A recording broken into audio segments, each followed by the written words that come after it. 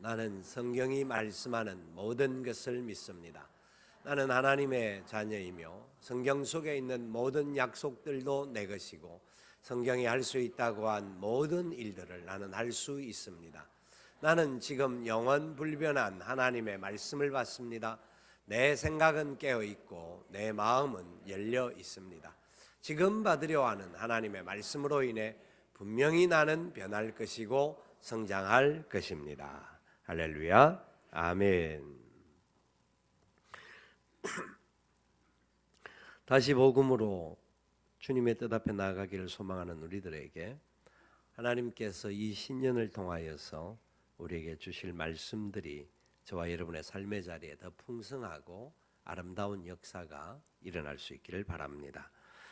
계속하여서 행하던 마가복음 강의 파트 2 파트를 오늘부터 시작합니다. 오늘 그 첫 번째 말씀은 12제자를 부르심, 12제자를 부르심, 이 말씀의 제목입니다. 오늘은 새해 첫 주일입니다. 이 새해 첫 주일 저와 여러분의 심령 속에 하나님의 크신 은혜와 사랑과 기름 부어주심이 날마다 순간마다 넘쳐나는 역사가 일어날 수 있기를 바랍니다. 그 은혜의 역사가 넘쳐나기 위해서는 우리의 심령이 사모하는 심령이 되어야 합니다. 하나님을 사모하고 말씀을 사모하고 그 은혜를 사모하는 자들이 되어야 합니다. 왜냐하면 사모하는 자들에게 하나님께서 만족해 하시고 채워주시는 아버지가 되시기 때문입니다. 그 은혜를 기억하면서 이 한 해 주의 영광 중에 사모하고 주의 은혜와 권능을 기대하면서 믿음의 열매가 더 풍성해지는 축복의 한 해가 되어질 수 있기를 살아계신 예수님의 이름으로 축원을 드립니다. 오늘 본문은 우리 하나님께서 우리에게 한 해를 허락하시면서 그 시작에 맞게끔 보여주시는 것 같습니다. 우리 모두를 하나님께서 불러주셨는데 우리의 부르심의 뜻이 뭔가? 우리가 이 한 해를 살아가는 시간 속에 우리는 어떤 가치와 어떤 기준을 가지고 달려가야 할 것인가? 하나님의 부르신 그 표대를 정확하게 알고 그 표대를 향하여 믿음으로 달려갈 수 있는 귀한 근거가 되는 말씀입니다. 특별히 이 본문의 말씀은 12제자를 부르시는 장면입니다. 예수님께서 친히 하나님이시고 그분은 12영이나 넘는 천사들을 불러서 호령할 수 있는 권세가 있는 분이셨음에도 불구하고 예수님은 제자들을 세우셨습니다. 사람을 세우시고 그 사람을 통하여서 하나님의 영광과 역사를 나타내기를 원하신다라는 거예요. 그 은혜의 역사를 주님 이루어가기를 원하시는데 그들이 어떤 사람들인지, 그들이 부름을 받은 조건이 무엇이었는지, 그리고 그들은 부름받고 난 이후에 그 삶의 목적이 무엇이었는지 오늘 이 본문은 우리에게 잘 말씀해 주고 있습니다. 여러분, 예수님의 제자는 12명인데 이 12명의 제자의 이름이 마태복음과 마가복음과 누가복음에는 12명이 다 나옵니다. 근데 요한복음에는 한꺼번에 12명이 다 나오지는 않습니다. 그리고 사도행전에는 11명의 제자의 이름이 기록되어져서 나옵니다. 왜 그렇죠? 가룟 유다가 자살하여 죽었기 때문에 12명의 제자들 중에 11명이 되어져서 사도행전에서 마띠아가 뽑혀지는 장면이 나오는 거죠.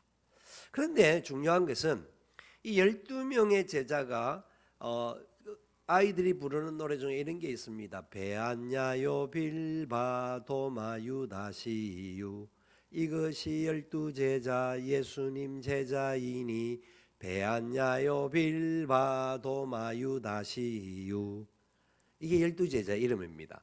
베드로, 야곱, 베안, 안드레, 야고보, 요한, 빌립, 빌바, 바돌로메, 도마, 마테, 그 다음에 알페의 아들 또 야고보, 그 다음에 시다, 도마, 유다. 그래 있습니다. 12명 있는데 그 12명이 재밌게 보면 살펴보면 성경마다 이름의 순서가 다르게 나오는 데가 몇 군데가 있어요.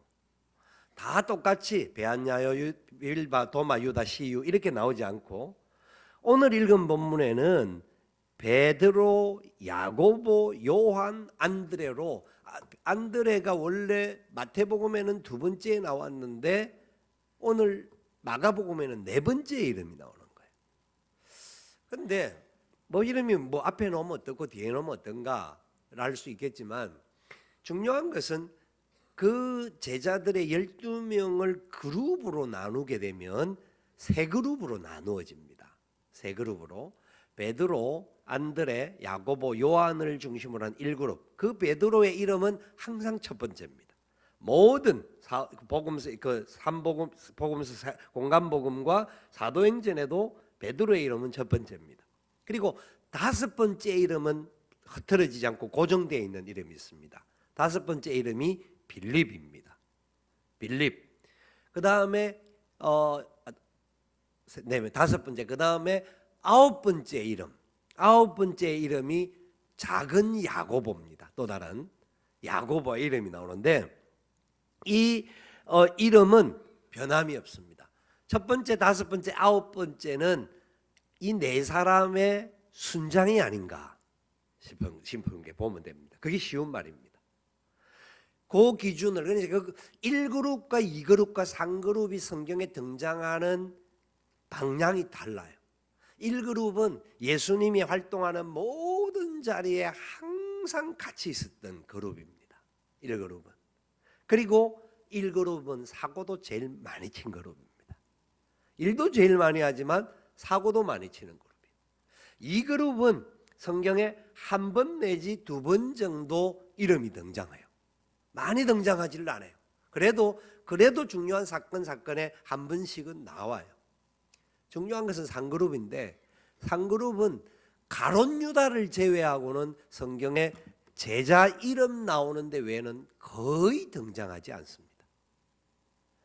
그런데 그렇다고 해서 베드로와 다른 셀로딘 시몬이나 알페오의 아들 야고보가 예수님의 제자에서 다른 사람이냐? 그렇지 않다라는 겁니다. 그룹별로의 역할이 있는 것 같아요. 달란트와 은사가 있는 것 같아요. 그리고 이 앞에 나오는 사람들은 말들이 많은 부분들이 있는데 뒤에 나오는 가룟 유다를 제외한 그룹의 사람들은 예수님 앞에 이런 다른 반응을 거의 하지 않습니다. 그들은 모든 면에 있어서 적극적인 그 행동의 적극성은 다른 거로는 표현되어지지는 않는데 주님의 뜻이라고 하면 어딘지 따라간 순종의 모습이 아니었겠는가 하는 것을 많은 학자들이 추측을 합니다. 그런데 왜 하필이면 예수님이 12명을 택했을까? 12이라고 하는 숫자는 완전수라고 말하는데요. 하늘의 수 3, 땅의 수 4 해서 12이 완전수입니다. 곱하기 12에서 완전수가 되는데 이 완전수라는 것을 다른 말로 하면 완전한 정치적 지배를 의미하는 수 개념이다. 그렇게 표현합니다. 그러니까 그 자체가 완전하다라는 겁니다. 12명. 그래서 구약의 이스라엘 백성들의 지파도 12지파. 그리고 예수님의 제자들도 12명. 그리고 이스라엘 지파들을 심판하는 왕의 그 자리도 12이고 하늘에서 내려오는 새 예루살렘에도 12개의 보석문과 기초문이 있습니다. 기초석이 있습니다. 생명나무에도 12가지의 실과가 과실이 맺혀진다는 겁니다. 그러니까 하나님 안에서 진행되어지는 것이기 때문에 그 모든 것은 어떻다? 완전하다라는 거예요. 하나님의 나라에 있는 것은 완전하다. 하나님이 세우신 백성들은 하나님의 눈으로 볼 때는 하나님은 완전하게 만드시는 분이다 하는 것을 설명해 주고 있습니다. 그렇기 때문에 예수님의 제자 중에 가룟 유다가 떠나가게 된 상황에 있었을지라도 제자들은 속히 한 명의 제자를 더 포함해서 마띠아라고 하는 12번째 제자를 새롭게 세웁니다. 그렇기 때문에 우리는 이 예수님이 세우신 12명의 제자들이 세 그룹 정도를 나눌 수 있고 그 그룹마다 각각의 리더를 세우고 순장으로서 역할을 맡긴 것 또한 볼 수 있습니다. 그런데 중요한 것은 결과적으로 나중에 보게 되면 이 모든 제자들은 다 예수 그리스도를 위해서 순교의 피를 흘린 이 시대의 복음의 가장 중요한 역사를 감당한 사람들입니다. 예수님의 사랑하는 제자 요한을 제외하고는 그렇습니다. 요한은 예수님의 어머니 마리아를 돌보는 시간들 때문에 마지막까지 그 사역을 감당하느라고 그 인생의 길을 갔지만, 모든 제자들은 자기가 가는 곳곳마다 현장마다 복음의 씨를 뿌리고 복음의 역사를 일으키게 하고 난 다음에 그 속에서 순교를 합니다. 그것이 기독교 역사에 기록되어져 있습니다. 등장하는 인물별로 볼 때는 차이가 많이 나는 것 같은데, 결국은 하나님의 손에 붙들림을 받고 쓰임 받는 것은 동일한 은혜와 역사를 이루어 간다는 것을 보게 합니다. 그래서 우리는 이곳에서 첫 번째 기억해야 할 것은 이겁니다. 오늘 본문 13절에 산에 오르사 자기가 원하는 자들을 부르시니 나온지라고 말합니다. 첫 번째 기억할 게 뭐냐? 예수님께서는 자신이 원하는 자들을 부르셨다라는 겁니다. 자신이 필요로 하는 자들을 부르셨다라는 겁니다. 여러분, 12명의 제자들도 그럴 뿐만 아니라 이 자리에 있는 우리 모두도 예수님이 원하셔서 불러주셨음을 믿으시기 바랍니다. 주님이 원하셔서, 주님이 필요하셔서 우리를 불러주셨어요.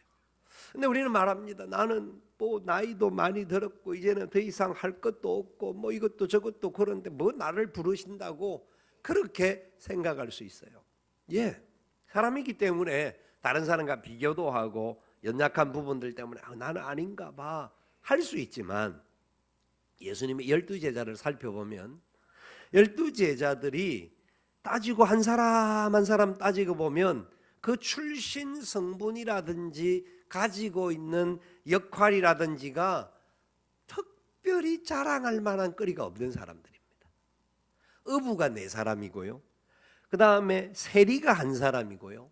그리고 열심당원, 하여튼 사고치는 그 열심당원이 또 1사람이 있었고요. 나머지 6사람은 그냥 평범한 사람, 뭐 관원도 뭐 어떤 높은 자리에 있는 사람도 아니라 그냥 일상 속에서 있었던 사람.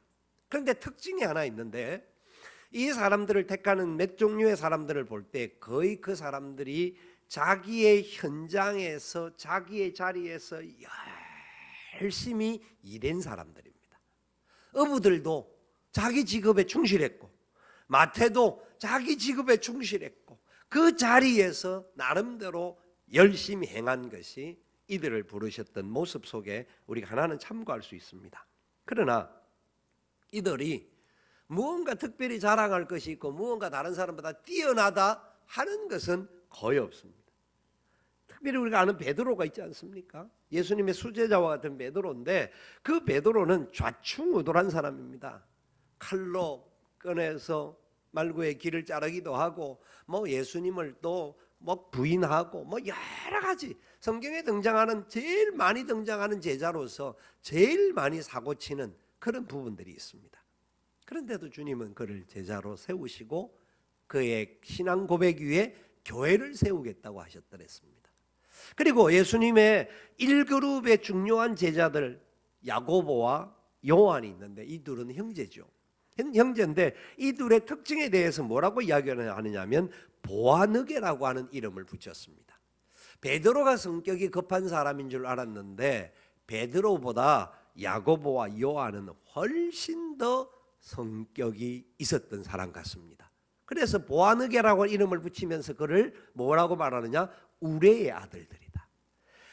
하늘에 천둥 번개 치는 듯하게 그냥 막 하는 사람이다, 이런 표현이에요. 그게 얼마나 성격이 있었는지를 이야기합니다. 그런데 주님은 이들의 혈기나 이들의 연약함들도 사용하셔서 하나님의 영광의 도구로, 축복의 도구로, 나중에 가서는 가장 사랑하는 자, 가장 겸손하고 온유한 자로 요한을 사용하시는 주님입니다. 이 야고보와 요한은 예수님이 왕좌에 앉으면 그 자리에 오른쪽 왼쪽에 앉게 해달라고 자기 엄마의 치맛바람을 이용하여서 그런 행동을 했던, 자기의 무언가를 추구했던 사람이었기도 했습니다. 그런데 주님은 그들을 사용하십니다. 뿐만 아니라 빌립. 여러분, 빌립은 성경에 몇 번 등장하지 않는데 중요한 사건에 한 번 등장합니다. 언제 등장하느냐 하면 오병이어의 기적을 일으킬 때 예수님께서 너희들이 먹을 것을 줘라고 말하니까 빌립은 아마 굉장히 수학을 잘했던 것 같습니다. 앉아있는 사람의 숫자를 대강 계산해보고 딱 계산하니까 돈이 200데나리온이나 필요하다. 어떻게 우리가 먹일 수 있습니까? 굉장히 머리가 잘 돌아갔던 사람이었는데 주님은 그들에게 명령을 하셨던 거죠. 너희가 먹을 것을 줘라. 계산상 안 됩니다. 주님, 이거는 우리가 할 수도 없고 지금 거리도 멀리 나와 있고 안 됩니다. 부정적인 모습, 자기의 방법과 계산으로서는 안 된다라고 말하는 그런 사람이었음에도 불구하고 주님은 빌립을 사용하셔서 오병이어를 일으키는 일에 중요한 역할을 하게 합니다. 이해가 되십니까? 저와 여러분은 어떻습니까? 다른 사람보다 내가 나은 것이 있습니까? 내가 조금 그래, 요거는 조금 나아. 그런데 조금 낫다라고 생각할 때 나보다 더 나은 사람들이 항상 있습니다. 내가 다른 사람들과를 비교를 하면 우리는 항상 뭐 나을 수도 있고 못할 수도 있는데 그런 굴곡들이 있습니다. 그러나 주님 보시기에는 우리는 다 미약하고 부족한 존재들입니다. 그런데도 불구하고 주님은 저와 여러분을 필요로 하셔서 불러주셨음을 믿으시기 바랍니다. 우리를 사용하기를 원하심을 믿으시기를 바랍니다. 우리의 약점도 아십니다. 우리의 연약함도 아십니다. 우리가 잘못했던 모습들도 주님은 아십니다. 그러나 주님은 기다려주시고 돌아오기를 만들어주시고 새로운 역사를 그들에게 부여해 주시기를 원합니다. 그러기 때문에 우리는 날마다 내가 어느 자리에 있든지 주님이 나를 부르셨다, 주님이 나를 붙잡고 계신다, 이 사실을 믿고 그 자리에서 감사하며 살아가는 하나님의 백성들이 되어야 합니다. 뿐만 아니라 감사할 뿐만 아니라 우리의 연약함이 있고 부족함이 있을 때 주님 앞에 철저하게 회개하고 주님의 인도하심 앞에 순종하며 걸어가는 그런 주의 부르심에 합당한 삶을 살아갈 수 있기를 주님의 이름으로 축원을 드립니다. 이런 연약한 자들을 주님이 필요하셔서 불러주셨는데 두 번째 부르신 그들이 해야 할 것이 있었습니다.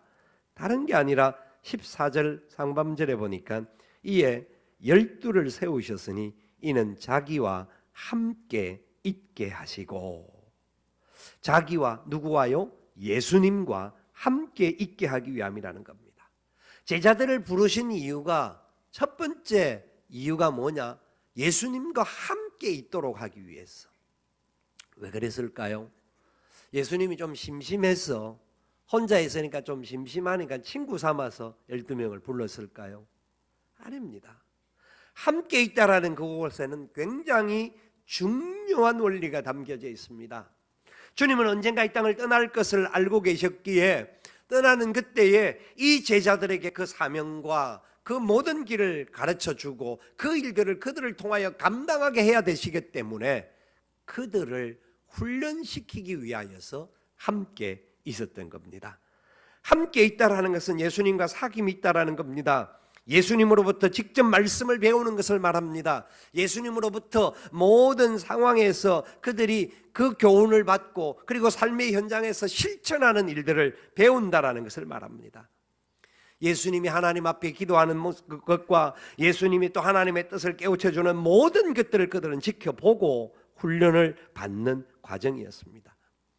여러분, 그들이 여러 가지 면면이 부족한 자들이었다고 분명히 앞에 말씀을 드렸는데 예수님과 사귐이 있던 그들의 모습이 어떻게 변화되어지는지를 살펴보면 너무나 놀랍습니다.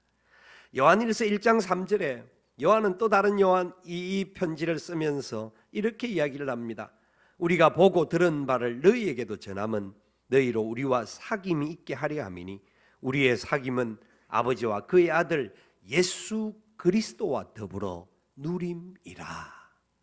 무슨 말이냐면 진짜 그 주님과의 사귐을 가지고 받았던 은혜와 사랑들을 이제 내가 다른 사람들에게, 다른 공동체의 사람들에게 흘러가도록 만들어주는 역사를 감당하고 있다. 이 요한은 우리의 아들이라고 불려졌던 그런 사람이었음에도 불구하고 주님의 뜻을 실천하는 일에 아름답게 일을 감당할 수 있었던 겁니다. 그의 모습들은 요한복음에서 보면 나중에 얼마나 겸손하게 자기 자신을 그리고 있는지, 자기의 이름을 부각시키는 현장들이 거의 나타나지 않고 그냥 사랑하는 자 이렇게 자신을 표현해 놓은 내용들도 있습니다. 뿐만 아니라 여러분, 베드로가 그렇게 성격이 급한 사람이고 막 우락부락하고 막 칼도 들고 했던 사람인데, 사람들은 말할 때 베드로를 설명할 때 무식하면 용감하다는 대표적인 사람이다 이렇게 주로 이야기를 했습니다. 그런데 베드로가 예수님과의 그 3년의 사귐이 끝나고 성령의 임재를 경험하고 난 이후에 그의 삶이 얼마나 놀랍게 변화되었든지, 그 변화되어진 모습은 다른 곳에서가 아니라 그가 기록했던 베드로 전후서를 살펴보면 얼마나 그 내용에 깊이와 넓이가 있는지, 그 내용의 문체와 그 모든 구성들이 얼마나 잘 되어 있는지 참 사람들이 다 이해할 수 없을 정도로 그 내용들이 탁월하다라는 것을 알 수가 있습니다. 왜 그랬을까요? 주님과 사귐이 있었기 때문입니다. 주님과 함께 했기 때문입니다. 주님으로부터 들었기 때문입니다. 보았기 때문입니다. 배웠기 때문입니다. 여러분, 우리는 비록 부족하고요, 연약합니다.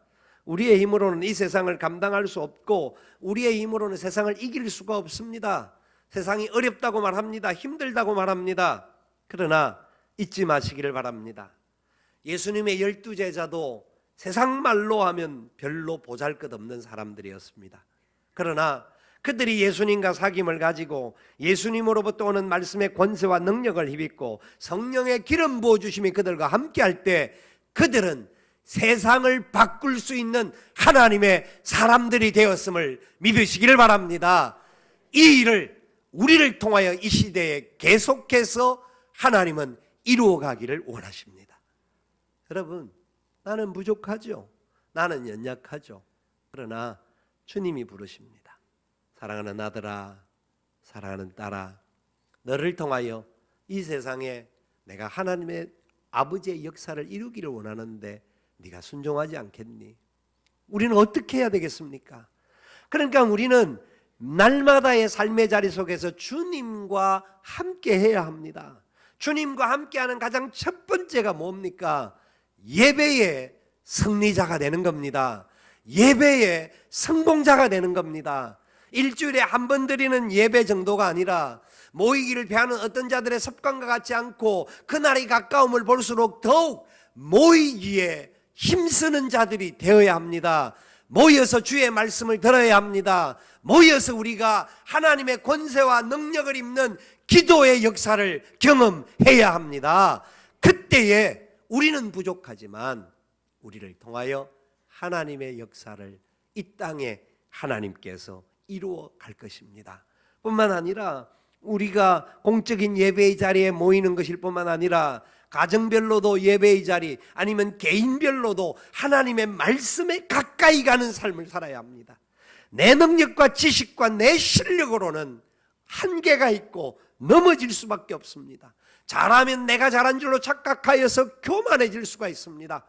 그렇기 때문에 우리는 철저하게 예수님이 내 곁에 계시고 예수님의 말씀을 내가 듣고 그 말씀의 뜻을 제대로 알아서 나의 삶의 자리에 나아가서 주님이 사랑하라고 한 사람들을 사랑하고 주님이 행하라고 한 일들을 행하고 주님이 원하는 뜻을 위하여서 내 물질과 내 시간과 내 은사와 내 모든 것 드린다고 할지라도 나는 자랑할 것이 없습니다. 무익한 종입니다. 고백할 수 있는 저와 여러분 될 수 있기를 축원합니다. 감당할 수 있습니다. 세상이 아무리 힘들고 아무리 어려워도 하나님은 살아 계십니다. 우리를 통하여 이 일들을 하기를 원합니다. 여러분, 예수님의 12제자의 수준, 그래도 우리 가운데는 그 수준, 첫 출발은 그 수준보다 나은 분들이 훨씬 많습니다. 수준으로 하는 것이 아니라는 것을 우리는 알게 되는 겁니다. 주님 앞에 믿음으로 하는 겁니다. 주님의 말씀 앞에 순종의 삶을 사는 겁니다. 믿음으로 따라가게 되면 하나님이 행하심을 믿으시기를 바랍니다. 철저하게 주님에게 들으십시오. 말씀을 가까이 하십시오. 철저하게 기도의 삶을 사십시오. 주님이 원하는 그 뜻 가운데 그렇게 걸어가시면 이 한 해가 하나님께 더 크게 영광되고 우리의 삶에는 풍성한 은혜로 채워질 것을 믿으시기를 바랍니다. 마지막으로 그들을 부르신 목적이 주님 먼저 함께 하는 것이 먼저입니다. 일을 시키는 게 먼저가 아닙니다. 훈련받는 게 먼저였습니다. 주님을 닮는 게 먼저였습니다. 그렇게 주님을 닮은 사람들은 여기가 좋사오니 초막셋을 짓고 여기서 그냥 편안하게 먹고 살자, 그게 아니라 주님이 세 번째로 그들을 보내십니다. 14절 하반절에 자기와 함께 있게 하실 뿐만 아니라 또 보내사 전도도 하며, 또 보내사 전도도 하며, 하나님이 보내신다라는 겁니다. 여러분, 예배를 마치면 여러분의 가정으로 하나님이 보내시는 것 기억하시기 바랍니다. 우리 가정인데 우리 집에 왔는데 그것도 하나님이 보내어주신 장소입니다. 하나님이 우리의 가족들에게 나를 보내었습니다. 내가 가지고 있는 믿음을 가지고 가족들에게 사랑의 영향력을 미치게 하는 것, 믿지 않는 가족이 있다면 더더욱 그렇게 해야 합니다. 주의 사랑으로 그들을 섬겨야 합니다. 여러분, 새해가 되어서 직장의 삶이 고달프고 어려운 환경도 있을 겁니다. 그러나 그 직장에도 하나님이 나를 보내신 것을 믿으시기를 바랍니다. 그 직장에 믿음의 사람이 가서 그곳에 있는 곳에 하나님이 새로운 역사를 일으키고 하나님의 은혜를 더하여 주시는 것을 믿으시기 바랍니다. 주님의 영광이 그곳에 나타날 겁니다. 주님이 함께 할 겁니다. 여러분의 직장이 단순히 먹고 살기 위한 공간이 아니라 하나님의 영광이 나타나는 터전이 되게 해달라고 기도하고 그곳에서 말씀으로 무장하여 걸어가게 된다고 한다면 그것을 하나님은 더 아름다운 역사를 일으키는 믿음의 터전으로 세워줄 것입니다. 우리 자녀들을 학교로 보냅니다. 우리의 사람들을 우리 지역으로 보냅니다. 하나님께서 또한 우리 중에 구별된 사람들을 또한 선교지로도 보내고 사명의 자리로 계속하여 보내시는 그 보내심 앞에 철저하게 순종하고 사명을 감당할 수 있는 우리 모두가 될 수 있기를 주님의 이름으로 축원을 드립니다. 가야 합니다. 그 사명의 자리에 나를 보낼 때에 그곳이 바로 하나님의 교회가 되는 줄 믿어야 합니다.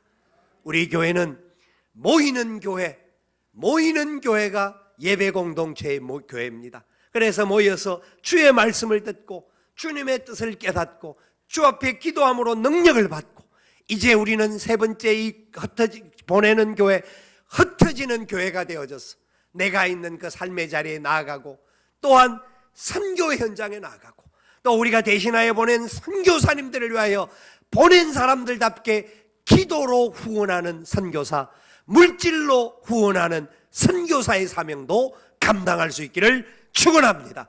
그래서 우리 선교사님들이 그 사역의 현장 속에서 이 사명들을 잘 감당하여서 그 나라까지 변화시키는 역사가 일어나게 될 줄을 믿으시기를 바랍니다.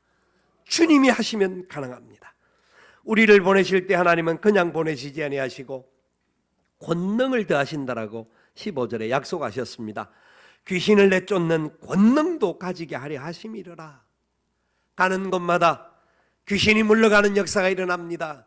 분쟁이 사라지는 역사가 일어납니다. 가는 곳마다 사랑의 열매가 나타나는 현상이 일어납니다. 가는 곳마다 죽은 영혼이 살아나는 역사가 일어난다라는 겁니다. 나는 부족하지만 주님이 권능을 주신다라는 겁니다. 여러분, 우리 공동체 안에 어렵고 힘든 일이 있을 수가 있습니다. 마음에 들지 않는 일들도 있을 수 있습니다. 그때마다 우리는 기도하면서 하나님의 권능을 받은 자들답게 하나님의 영광을 선포하게 하시고 악한 원수가 우리의 공동체를 파괴하지 못하게 하시고 악한 원수가 우리의 사역을 방해하지 못하도록 하나님의 권능 앞에 순종하며 가겠습니다. 은혜를 더하여 주시옵소서. 그 기도의 자리로 나아갈 수 있는 우리가 되어야 합니다. 여러분, 주님은 그런 우리들을 위하여서 이 성찬을 허락하여 주셨습니다. 당신의 죽으심과 당신의 피 흘리심과 찢기심과 상하심을 눈으로 보고 손으로 만지고 몸으로 느끼게 하도록 성찬을 허락하여 주신 겁니다. 이 성찬에 임하는 우리들이 그 주의 은혜 앞에 온전하게 믿음으로 나아가서 하나님께 더 크게 영광 돌리고 이 한 해 내가 부름받은 하나님의 사람답게 멋지게 살아갈 수 있는 축복의 통로들이 되시기를 살아계신 예수님의 이름으로 축원을 드립니다. 아멘. 이 시간 찬송가 140